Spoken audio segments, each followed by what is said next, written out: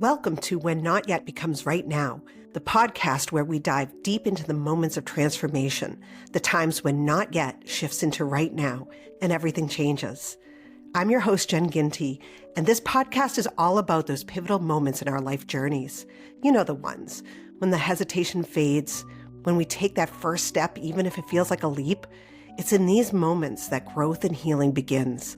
Each episode will explore stories of resilience, moments of clarity, and the sparks that ignite real change. From personal experiences to expert insights, we'll uncover how people navigate the complex journey we call life and come out stronger on the other side. Whether you're searching for that spark in your own life or just curious about how change unfolds for others, you're in the right place. We'll discuss the ups and downs, the breakthroughs and setbacks, and how to embrace the right now, even when it feels out of reach. Because sometimes the hardest part of the journey is realizing that the moment you've been waiting for has already arrived.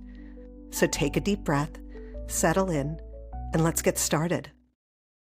Hello, and welcome to When Not Yet Becomes Right Now. Today's guest is Kevin Palmieri. He is a speaker, coach, and self-improvement mentor who went from rock bottom and even found the basement to building a life of purpose and impact. In his mid-20s, he had it all on paper, the job, the car, the body, but behind the scenes, he was battling depression and contemplating suicide. That breaking point sparked a complete transformation. He committed to holistic self-improvement, and years later, he's helped thousands around the world shift their mindsets, habits, and beliefs. He's recorded over 1,600 episodes, spoken to audiences across the globe, and now helps others reach their next level. Welcome, Kevin. Thank you so much for having me, Jen. I appreciate it. You and I did a pre-call a while back, and I have been looking forward to this ever since. Me too. Good. Yes, absolutely. Well, let's get into it. What is your origin story? My origin story. How long do you want? You want the 7-minute version? Sure. Okay. Whichever one you feel most comfortable with. Okay. So I was raised by my mom and my grandmother. Didn't know my dad. I didn't meet my dad with the understanding that he was my father until I was 27. So obviously that plays a role in a young man's life. It still plays a role in my life today. We grew up lower middle class, so I remember hearing often that we didn't know how we were going to pay rent. So that became another thing that I thought I needed to focus on in life, and you'll hear more about that later. Outside of that, though, I would say my childhood is quote-unquote normal, whatever that means to you, whatever normal means. When things started to shift for me was in high school, because I knew pretty early on that I didn't want to go to college. I didn't know what I wanted to do with my life, and it didn't make sense to pay however many thousands of dollars a year for somebody to help me figure it out. So I got a job at the local gas station. That was my first job senior year of high school. I got a job at the gas station.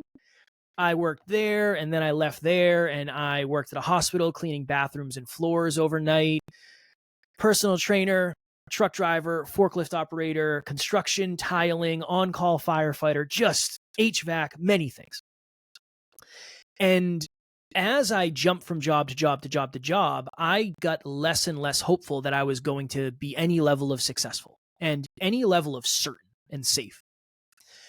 Eventually, I think I was like 22 or 23 when this happened, I went to this job fair. And the thought was, you go to this fair, you learn a skill, and you get paired up with a company. Okay, I'll give this a shot. I like working with my hands. Let me see what I can do. So I went to this job fair, and I learned a new skill called weatherization. For anybody out there who doesn't know what weatherization is, essentially somebody comes into your home and they go up in your attic and they spray insulation, or they spray insulation in your walls, or they look at your windows. They're trying to make your house more energy efficient. So that's a skill I happened to learn. And upon the exit interview, they said, you have a great personality. You have really good work ethic. We're going to connect you with the best company here. And I was like, well, of course you say that. You probably say that's everybody. So I'm not thinking too much of it. They said there's a lot of travel and it's a really good job. And I said, I'm not interested in travel, so it's probably not for me. They said, well, talk to the boss. You start anywhere from $50 to $120 an hour. And I said, this isn't real. There's no way this is real. This is not a real thing. So I call my potential boss and he says, yeah, come in for an interview. And I go meet him. And he said, yep, what they said is true. We work on government contracts. So you get what's called prevailing wage. So essentially the state dictates what we have to pay. Everybody gets paid the same. It's anywhere from $60 to $120 an hour. And I was like, there's no way. So he said, again, you have a great personality and it seems like you have really good work ethic. We're going to bump you to the front of the line. We have a job starting in 2 months. I'm like, okay, I still don't believe any of this is real. So eventually I get a call from this boss of mine who I've met one time. And he says, hey, we're good to go. The job's starting. It is in Wilmington, Delaware. I lived in just outside of Boston, Massachusetts. So the second time I met my boss, I got in a car with him, drove 12 hours, I think it took us to get there, moved into a house with 5 other coworkers I had never met, and then proceeded to do a job that I had technically never done before. Got my first paycheck at the end of the first week. And since I was on probation, quote unquote, at my job, I got paid $50 an hour as opposed to the $60 an hour. And I remember after I got that first check, I was like, oh my goodness, I did it. Now I'm going to be successful and now I'm going to be wealthy and everything's going to be fine. Fast forward a few years and I still had this job and I was doing really well there. My girlfriend at the time was a model. I was getting ready to compete in a bodybuilding show. So I was quite literally in the best shape I will ever be. Sports car, new apartment, great friends, all the stuff. And my girlfriend sat me down one day after I won my bodybuilding show and she said, hey, I'm leaving. And I was like, what's going on? I don't understand. And she said, you're just a shell of yourself. You're not the man I fell in love with. And I don't feel like you can be the person who helps me and supports me in my aspirations. And she was correct, unfortunately. And the thing she said after that was really what opened the door to a lot of things that would happen. She said, I was going to leave you last month, but I was afraid if I did, you might kill yourself. And she wasn't poking fun. It was more, I'm worried. I'm kind of worried about you. So that was the first time I went and tried therapy because it was very clear that something was going on. But I fell back into the trap of, well, I need to make as much money as possible. If I really want to be successful, this mental health thing can wait. This financial thing needs to be first. So that was my initial rock bottom when my girlfriend left me. Unfortunately, we often get pains that seem like whispers and they stick around until they become screams. So the next year starts, I get a promotion at my job. I'm making the most money I've ever made. I was traveling all over the place for work. By the end of that year, I had spent 10 months living on the road every single week in a different state, in a different town, in a different building, doing a different job. Got to the end of the year, opened my final pay stub. I made $100,000 at 26 with no college degree, and I just felt empty. My bank account was different, but nothing internally was different. So, Jen, I did what any 26-year-old would do. I started a podcast. For most of my life, I lived unconsciously. The opposite of unconscious is hyperconscious. I'm going to have a podcast called the Hyperconscious Podcast. That's what we're going to do. So I started that in 2017. As you know, in the beginning, there isn't exactly a line out the door of people saying, this is a great idea. How much money do you need to quit your job and do this full time?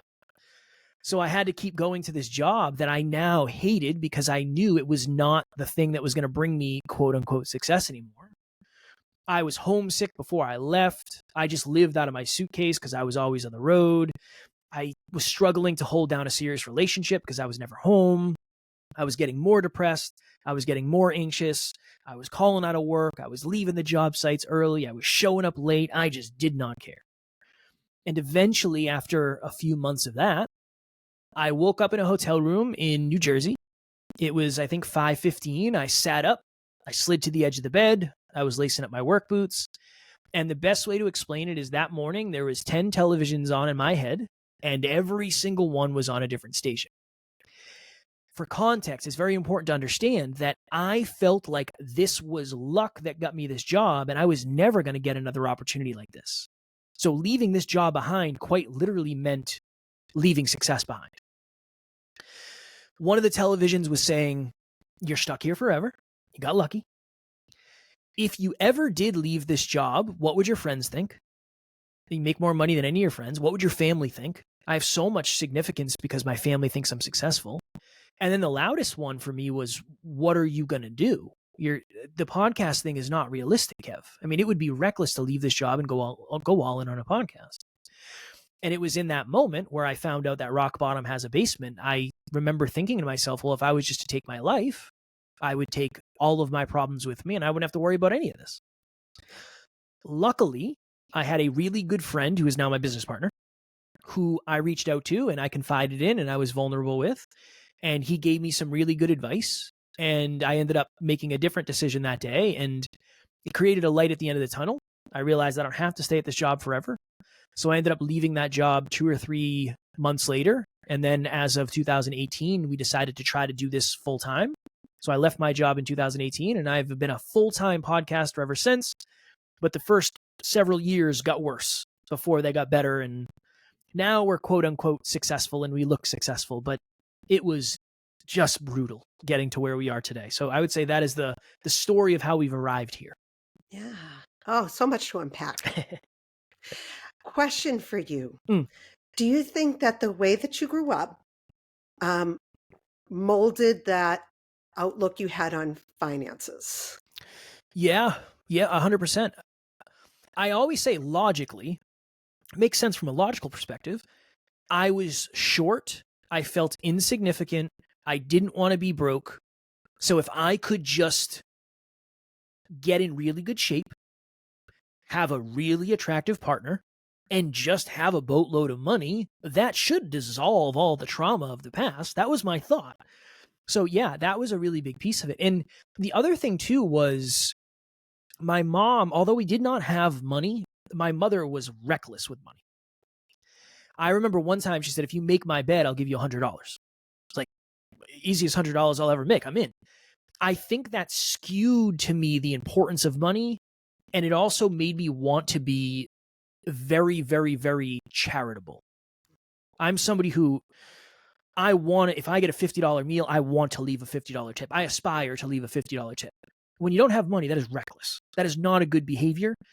But that is one of the things that I modeled because I saw it. I saw how money makes people feel. And I've always wanted to give back. I just didn't understand that I had to create for myself before I could give back to others. So yeah, that molded me in many ways. Yeah, it did the same thing for me as well. And my mother was pretty good with money. My abuser left when I was 14. And so my mother was single from that point on. And I had 2 older brothers. And we had a very different outlook on what we're supposed to do as teenagers. We need to work.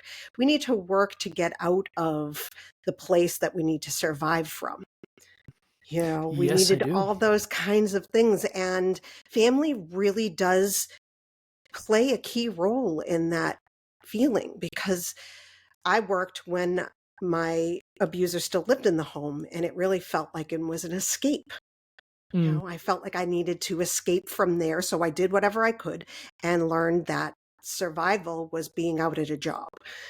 And I think it's really interesting how our early family lives really do make a difference on what we hold as important in our lives. Yeah. And especially how you compare your normal family life to the normal quote unquote family life of others. I always felt like I was different because I didn't have a dad. And almost all of my friends' families seemingly had money. Whether they did or not, I don't know. But I remember one of my best friends, his parents bought him like a classic car for one of his first cars ever. It was like I had to buy my own car. And I had other friends where they were going to be fine whether they were successful or not. It was abundantly clear that they had a family that was going to take care of them. My family did the best to take care of me, but they were never going to be able to take care of me financially. So I think I felt the pressure relatively young. I didn't want to get a job. I didn't want to work at the gas station, but I had to find a way to provide for myself, right? And that was the lowest barrier to entry, and that was my skill set at the time. Yeah, that fear of financial insecurity is so strong. Yeah. And can cause a lot of problems in our lives. As you said, you started making a great living. You were what my mother calls, it's better to look good than to feel good. And that is where we really trap ourselves. Golden handcuffs. One of the reasons I was so afraid to quote unquote start over is because so much of my reputation was money and it was abundance and it was, I just cared so much about what people thought. That was a big piece. And is anybody going to want to date me if I'm a broke entrepreneur who's chasing his dreams? I know it seems wild. I'm going to start a podcast and I'm going to be I understand how wild that seems. So that was a fear too. And it's almost like when you have a very scarce relationship with money, it affects every decision you make. And you almost just live from a scarce place forever, which never really allows you to build an abundant relationship with money. Because even when you do have money, you still have it scarcely. There's a big difference between running from something and running towards something. And I think for most of my life, I was running from being broke, not running toward being abundant. So even today, I'm still working through money stuff today, even though we're doing very well. It's still, the result doesn't fix the root cause, unfortunately. If it was that easy, that we wouldn't need as many podcasts as we do for sure, right? Because you wouldn't have to talk about the deep stuff that matters. Right. Yeah. You know, and I'm interested in what your friend told you in that moment. What was his advice? I don't remember all of it because he's very long-winded, which I have since adopted since he's the co-host. But I remember him saying, Kev, over the last couple of years, your awareness has changed a ton, but your environments have remained the same. That's the thing I remember the most. It was that, along with the permission to make a different decision that he gave. And it was also a sense of belief of, if we do this together, if we do this podcast thing together, I have a much higher likelihood of succeeding than if I was just to do this alone. So it was all of those things put together. And I think there was no judgment. There was no looking down on me. It was just very much like, I'm sorry you're struggling. Here are some potential options and or new perspectives. And I'm here for you if you need me. And it was really those three things that helped me. And here, this is the other important thing. So my business partner, Alan, his name is Alan, he had a very good job. He had left that very good job and he was already pursuing entrepreneurship. So it wasn't like he was just giving me advice. He was giving me advice that he had lived, which made it seem much more real to me and much more weighted. It seemed like there was some weight behind it. So that was a really big piece of it too for me. It's interesting when, and I've done this before, I seek permission from others, right? That, okay, they said that that's okay, that I can make it, so I'm going to do it. Yeah. And we hold back on ourselves until we finally get someone to give us permission. Yes, unfortunately, because a lot of us never actually get that permission that we're searching for. And if you don't get to a place where you can give it to yourself, I think it's a mixture maybe of self-worth and self-belief. I didn't believe I could do this. That was a big piece of it. And I didn't think I was worth investing in. I didn't think anybody was going to invest in me. And I didn't think my dreams were worth investing in either. And that's one of the reasons I think I felt stuck. I don't know if I actually got stuck, but I felt really stuck. But that's one of the things that we really connected on early on is my business partner has 10 out of 10 self-belief. So nothing is impossible from his eyes. So automatically that creates more opportunities for him to be successful because he'll just go take chances. But we both had very low self-worth. We were not good at setting boundaries. We always put ourselves in places where we were not valued. We didn't understand when people were poking fun at us or having fun at our expense.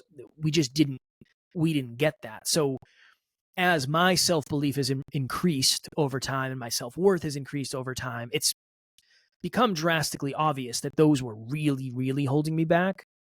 But you don't really know. That the whole what is normal thing just blows my mind because there is no such thing as normal. We all have a different set point. We all have different experiences. So, yeah. Yeah. And we chase different ways of making ourselves feel worthy, right? Mm-hmm. You chased so many different ways and got to the pinnacle of those things, and yet it didn't help you. Yeah. Well, I think Tony Robbins has a TED Talk where he talks about the 6 basic human needs. It's one of the best TED Talks in my opinion. It's a great TED Talk. And one of the basic human needs is significance, the need to feel important, essentially. And I think a lot of us are looking for significance. What's going to create significance for me, right? So as a bodybuilder, when I was doing my bodybuilding prep, you better believe every single picture I took, there was no shirt ever, because I'm in really good shape. That gives me significance. And another common one is certainty. What brings you certainty? Well, for me, money is certainty. The problem is you can use that as a crutch for a long, long, long time. So we all try and we all do a fairly okay job of getting our needs met. It's just not always in the most constructive way. And now with self-awareness and personal development, at least I know, okay, is this like a shallow goal? Is this actually something that's going to fill a void in some way, shape, or form? At least now I have the awareness to ask myself, what is this actually for? I bought a new car recently. That's nothing. That's nothing in here. That's not for this.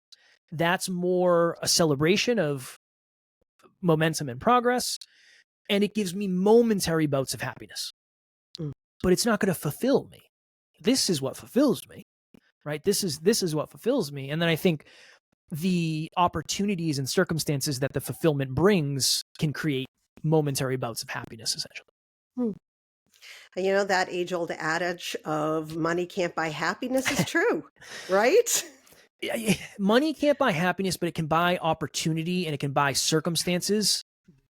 But those will not fix internal voids. If you have a money problem and I give you money, you can work on that problem. If you don't feel good enough about yourself, money, I do not believe will help. I think it actually might make it worse. Because you say, well, I have all this and I still feel. It's like, that's a really dangerous place. So yeah, money does not buy happiness. But I think it buys circumstances and it buys opportunities and options, which definitely are important, but they're not the whole game for sure. Absolutely. So tell me about the early stages of the podcast. Going into this, you've just left a job that gives you that financial stability and then some. Yeah. And now you're choosing yourself and you're going into this new venture with your partner. I was very naive, Jen, very, very naive to what this was going to take. I would say so I left my job in, I think the beginning-ish of 2018. The first year was kind of it was like the honeymoon phase. It's like, whoa, I don't have to go to a job anymore. I think I had $10,000 saved up. So I thought that was going to be plenty. I thought that's going to be fine. We'll be good. So the first year was very much just getting my footing as somebody who has never really not had some level of regimented, you must be here by this time. That was year one. And I also burned through all of my money in year one. Then 2019, it was like, okay, we have to really take this seriously. And I think we went from 1 episode to 2 episodes a week. But I'm at this point broke. So I haven't had a job in almost a year and a half. I'm $30,000 in credit card debt. My new car that was new in 2013 is starting to have its own issues here, which is going to be a problem shortly. So it became a very, very scarce time. At that point, I had very bad anxiety and I was having panic attacks on the floor regularly. I didn't know what it was. I thought I was having asthma attacks. It was terrible. I couldn't pay rent. In 2019, I couldn't buy my now wife Christmas presents. I mean, it got bad. My car was breaking down at red lights and it would just shut off. It was just terrible. It was terrible. And not a lot of people believed in what we were doing. It didn't make sense to people. So the first 2-3 years were really just do not look at all at the results and or lack of results that we have. And just work really hard on our characters. Really, just be a good man, be a better man, be a more healthy man, a more healthy masculine man. Continue that. And then really work on the unsexy fundamental habits behind the scenes that nobody will ever see. And hope/trust that eventually they will pay off. So I would say the first few years were just fundamental grinding, not feeling any level of result, but feeling very fulfilled. That would be the first season of this was grind, be naive, feel fulfilled and question why it wasn't working yet. I would say that was the first season. And you said that there was the anxiety, there was the panic attacks, that kind of thing. Yeah. Did you do anything specific for your mental health at that time? So I don't want to say funnily enough, because I don't mean it in a funny way. What's the word? I don't know. It'll make sense. We'll say funnily enough. When I left my job, my depression went away. Just gone. Done. I feel great. Cool. Anxiety, not the case. Got drastically worse. What did I do? One, it was recognizing that it was actually anxiety. So I didn't realize, we had a mentor who lived in Florida, and we spent the entire month of December in 2018 living in Florida. And while we were in Florida, we had met some people that wanted to do podcast episodes. So we were driving all over Florida. We were getting ready to drive from Jacksonville to like Miami. And I remember we were getting ready to leave, and I remember my chest and my throat were super tight. And I remember telling my business partner, I remember saying, I don't know if it's allergies or if it's asthma or whatever. And I said, you know what? I think this is anxiety, because I'm so triggered because I used to drive 6 hours from home to a job site, and I was so anxious all the time. Oh my goodness, interesting. That's what this is. So when I first found out it was anxiety, yeah, I started meditation. I started breath work. I went and got an inhaler from the doctor so I could prove to myself that I could breathe. That was all really big for me in the beginning. So it was mostly meditation, breath work, and that type of stuff, because I didn't have health insurance. So I couldn't afford to go to the doctors because everything was out of pocket. So it was mostly self-focused stuff. Meditation and breath work is what I did the most. Yeah. And it helped. What in particular helped? There was this Deepak Chopra meditation that I used to do every morning. I'd wake up, I'd go sit on the floor in the living room, and I would just do this meditation every morning. And that helped me. That helped me a ton. I realized at that point I was smoking a lot of weed. I realized that wasn't great for my anxiety. That didn't help either. That was a big piece. And then this is always the hard thing to explain. In a weird way, I feel like the more I worked on myself, the more I could handle internally without things getting in. So I always say, and this isn't my saying, but it's somebody else's saying, when you work really, really hard on the ship, the waves don't affect the ship as much. You're not really worried about water getting in. I feel like that's the best representation of how I still get bouts of anxiety, but not like I used to. And I think one of the reasons is I've just been able to develop myself more, where things just don't, I don't want to say bother me, because that makes it sound like I'm lessening it. It just doesn't affect me as much as it used to. Yeah, I would say that. I think personal development saved my life in so many ways, but that's one way, is it has allowed me to understand and feel more certain even in uncertain times, which I think was one of the root causes of my anxiety in the first place. Yeah. So tell me about the evolution of the podcast. Man, in the beginning, we were just having cool conversations with cool people. That was it. Just wanted to have cool conversations with cool people. I love that. Right? It was awesome. It's the best. It was the best. We're doing that right now. We're having a cool conversation. I feel like we're cool people. Yeah. So I feel aligned in that. Then it became, if we don't find a way to make money with this whole thing is going to die. This whole thing is going to die. Neither of us had jobs. This was our startup, and we had to figure it out. So I started coaching for free. That was the next evolution, is I became a coach in the personal development space. My business partner became a coach in the personal development space. And that kind of became proof of concept that this could be a thing. People listen to a personal development podcast. We're adding value. There's got to be a subset of people who want us to add value at a deeper level in exchange for money. Okay, we'll try that. So that became the next kind of phase. And again, all of it is rooted in naivete, all of it. But it was like, oh my goodness, we're making money now. This is incredible. So we went from $0 to, I think the first year we said we made $1, because in order to track the numbers, there has to be something there. And then I think the second year we made $47,000. Like, whoa. So we're almost kind of living. But at this point, everything is on credit cards. We were riding the struggle bus financially. My business partner lived at home with his mom at this point. He moved back in to help and save money. So it was still like a really, really challenging time. It got to the point eventually, probably 300, 400 episodes in, where people started asking me for podcast help. Mm. So I went from, I'm going to be a mindset coach. That's what I want to do. I want to be a mindset coach. To everybody is asking me about podcasting. Interesting. So I started coaching podcasters.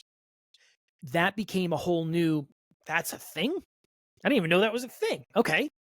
I actually like that more than the mindset thing. Interesting. That became the next evolution. And then as that happened, I mean, we were 400, 500 episodes in. So at that point, we were able to get much bigger guests. The podcast was kind of succeeding. We were building a team behind the scenes. We had moved into a studio. We had our own studio. And again, it was like $500 a month. It wasn't, we were not balling, but it was a nice studio. So we were doing okay.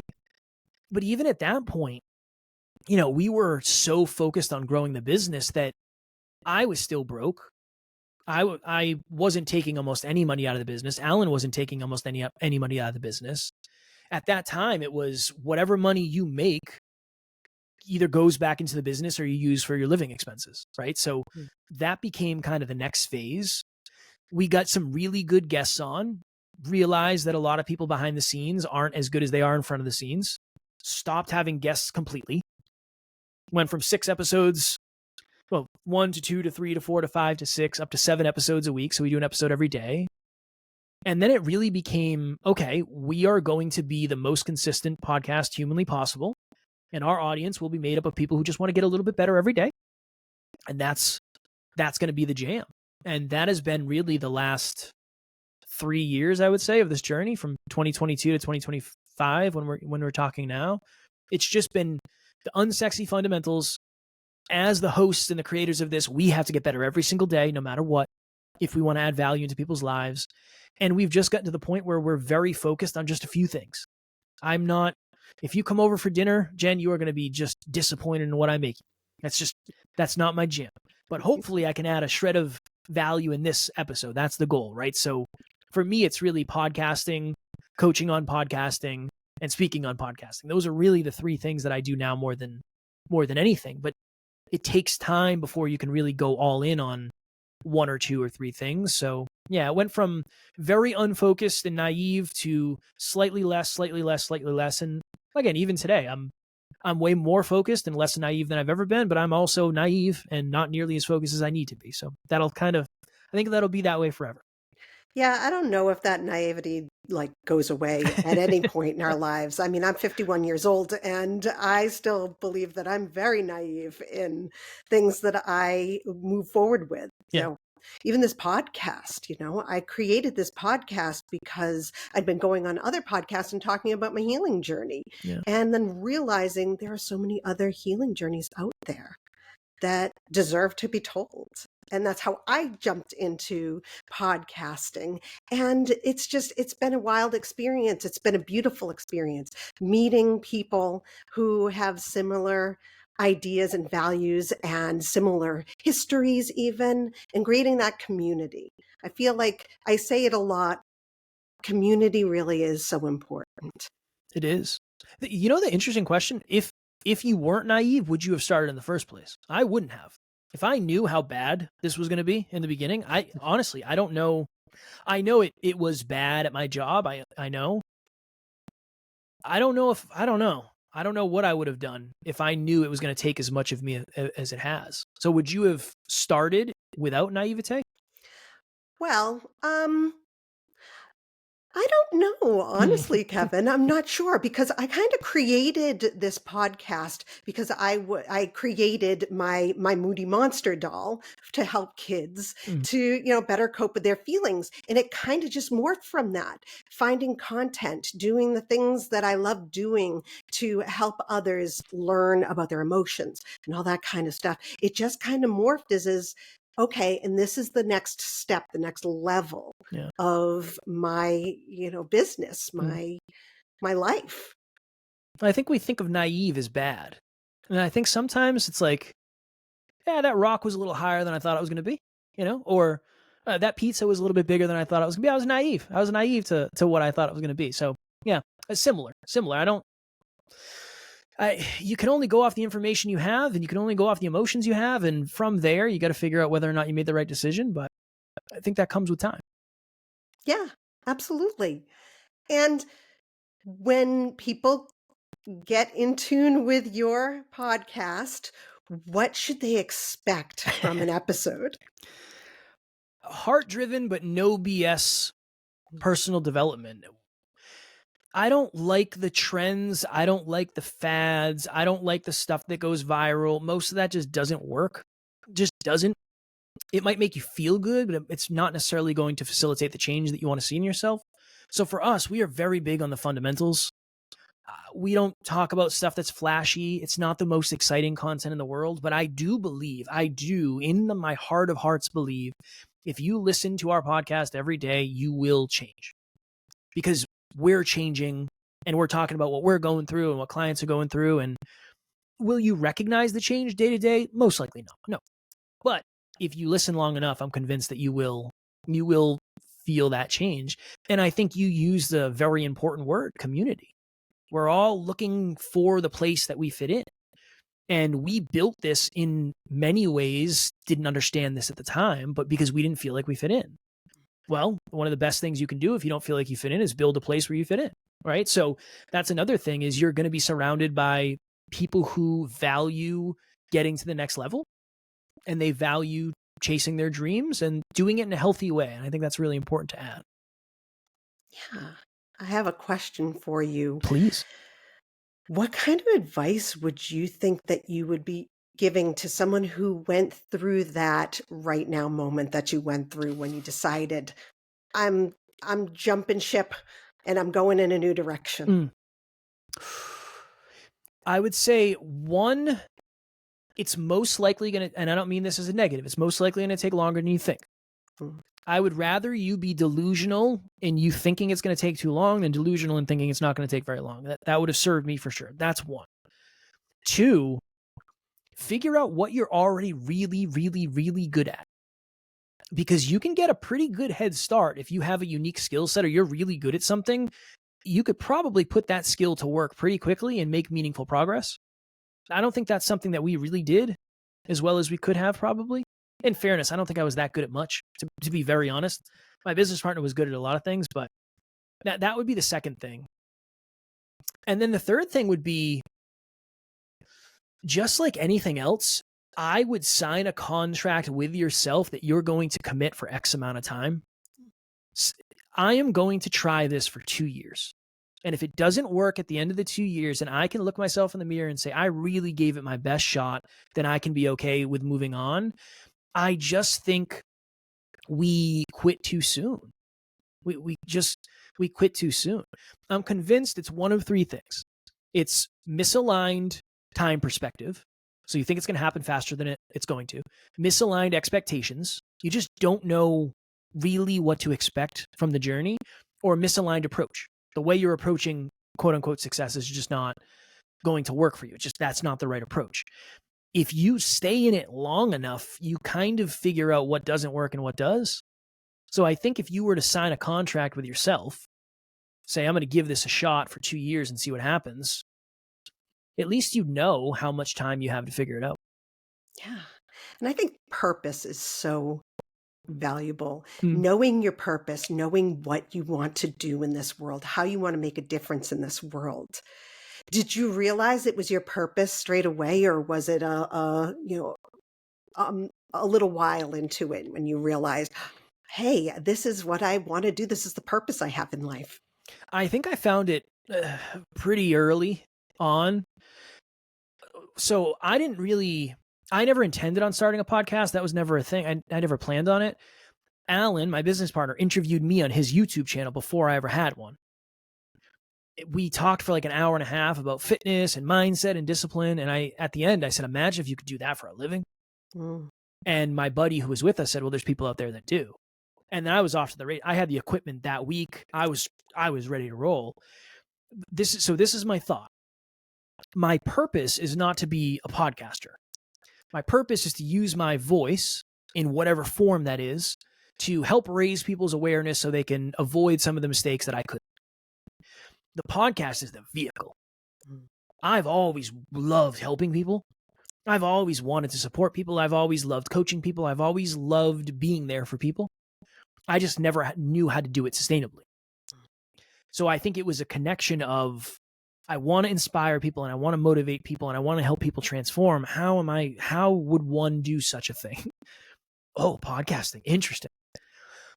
How would one do such a thing sustainably? Well, I'm going to leave my job and try to figure that out. And then cool, we're off to the races. I do know that when I started, I felt fulfillment. And that to me was a sign of, okay, this is something. I don't know if I've ever felt this before, and it's bigger than me and it's not about me. And there's something to this. So I do think fulfillment is a really good suggestion of direction towards purpose. I just don't know if I understood until I really started it that this is the thing for me. I like that you said purpose and vehicle, because it's true. We can have this purpose in our life and have no idea how to go about that. And that's where we get caught up and feel very unfulfilled. Yeah. I would argue that that's where most of us end up getting stuck. If we sit down and we really think, okay, I would like to help this type of person avoid this type of pain in this type of way. That's probably an outline of some level of your purpose. And then when it gets scary is when we say, but I could never, how would I do that? I could never leave my job and do that, or I could never make a living doing that, or I could never impact people like I want doing that. I don't think it's a purpose problem. I think it's a vehicle problem. And that's why when a vehicle becomes notable, everybody jumps to that vehicle. That's one of the reasons podcasts have grown as fast as they have, is because everybody's like, that's the vehicle. That is the vehicle. No, not necessarily. It's the new vehicle. It doesn't mean it's the right vehicle. Very true. But it's a good suggestion that there's people out there that have their idea of their purpose. They're just waiting for the vehicle to present itself. And sometimes it doesn't. It doesn't present itself. In my case, it kind of did. Maybe I got lucky in that. But yeah, I do. I think we put a lot of pressure on ourselves. What is my purpose? What is my purpose? Who do you want to help? How do you want to help them? Why do you want to help them? What do you want them to avoid by helping them? And where does that come from for you? Answer those questions. You'll be closer to your purpose probably than you think. The question is, well, how do you deliver that to the world in a sustainable manner? And, I think getting that equation in line and looking at the end product, you said earlier that you have to give it time. I think a lot of people are like, this is my purpose. This is the way I'm going to do it. Damn it. It hasn't happened in this month. Yeah. And understandable, right? When our desires turn into our expectations, we are in trouble. The desire is it's going to happen quick, so that becomes the expectation. If there was no internet, again, it's hard to imagine because you can listen to this because of the internet, but our expectations would be drastically different. You would assume it's going to be the worst. Like, I'm going to have to go door to door to sell this, and people are going to say no to me all day. I think with opportunity comes an adjustment in expectations, right or wrong. I think it's sexy to say that it happened quickly, but it's just rare statistically. It just doesn't really work that way. But those are the stories we love to highlight, right? It's like, you don't want to model me. You don't want to model the person. It took me 1,000 episodes before I was quote unquote successful. That's not necessarily who you want to model. You want to model the person who did their 3rd episode and it just popped off. It's like, that's what I want. But I have appreciation and I have respect for the people that grind it out, because it's not even about what happens, as fortune cookies this sounds. It's about who you must become in the process of trying to make it happen. That's a really big thing that I never knew, and I thought it was stupid and I thought it sounded dumb. But I tell podcasters this all the time. I could give you the keys to the kingdom. You can have my seat. You can do it all. It's yours. Most of you would not want it because you're not ready yet. You're just not ready yet. Just like I'm not ready for you to give me a 5-year-old. I didn't have from the time they were born until they were 5. I don't know what I'm doing here. This is beyond my pay grade. I just think there's something to be said for what the journey creates. that is unsexy and oftentimes invisible, but it's a requirement. That is a requirement. There's a reason, I don't know the percentage, but there's a percentage of people who win the lottery who end up broker than they were before they won. You can be given $1 million, but if you don't understand the fundamentals of how to create $1 million, it's not a guarantee that you keep it. Yeah. And I also like to tell people, if it's your purpose, if it's your true purpose, you won't give up. It's fair. Right? Yeah. Well, you can't imagine life without it. Yeah. Right? I honestly can't imagine life without Moody. And it's getting, as I'm getting closer and closer to 50 episodes, everybody's like, 50's the mark. I'm like, I can't imagine not doing this, not interviewing people with amazing stories and stories that they want to share to help others feel less alone. Your purpose eventually becomes a part of your identity. Mm. That's why it's so powerful. And I'll get the question all the time. Well, imagine a world where I took away the podcast. Then what would you do? I'd start another podcast. Well, if podcasts didn't exist, I don't know. I'd be a poet or something. I'd find a way. I'd find a way to do this. I don't know what I would do, but I can't imagine doing it. I don't want to do anything else. You could give me $100 million right now, and I don't think anything would change. Would I buy some stuff? Yes. But I wouldn't stop this. I love this. Life would be much more empty without this. And I think there's something to that. And to your point, it has to be more than about the money. I didn't start this to make money. I would have just stayed at my job. There's a lot better ways to make money than being a podcaster. I assure you. Look at the stats. But I don't know if there's anything that would be nearly as fulfilling than to be on this journey. So it's a weird thing. The whole thing is weird. Yes, I agree. So, Kevin, tell us, where can we find you? The podcast is called Next Level University. It's on all the podcast platforms. It's on YouTube, so it's easy to find. My handle on Instagram, where I am the most active, is @NeverQuitKid. And if you're old school and you like emails, my email is kevin@nextleveluniverse.com. Happy to answer any questions you got.